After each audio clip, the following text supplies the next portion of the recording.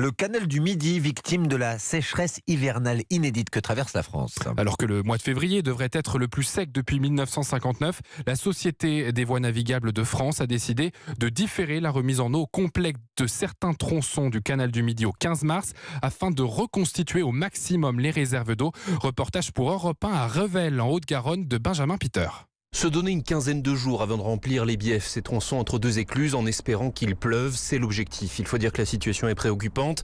Les derniers chiffres relevés par Élodie Dufeu de Voies navigables de France montrent que les réservoirs qui servent à alimenter le canal ne sont remplis qu'à 55%. Sur l'année moyenne, ils devraient être à 85%. Donc on a des réserves beaucoup plus basses. On a eu un été très sec et très chaud, donc on a beaucoup puisé sur nos réserves. Et un hiver très sec qui n'a pas permis en effet de remplir nos barrages réservoirs. D'où la difficulté qu'on a aujourd'hui. On pourrait remplir nos biefs plus vite, mais du coup on pomperait dans les réserves, ce qui pourrait du coup être préjudiciable pour la fin de la saison. Donc on préfère anticiper. Dans son bureau, Laurent Ourquet, le maire de Revel, reçoit les niveaux des barrages qui alimentent sa commune et dont le surplus sert à remplir le canal du Midi. C'est le point le plus bas qu'on a depuis l'historique de ces courbes-là. Et vous avez vu comment ça doit monter pour retrouver au niveau qu'il faudrait qu'on ait. Il faut qu'on prenne le ciel sur la tête. Donc s'il continue à faire le temps qu'il fait là, je suis inquiet et pas que pour le tourisme. Il s'inquiète notamment pour l'irrigation, pour l'eau potable, afin de sécuriser l'accès à l'eau des 200 000 habitants qui en dépendent.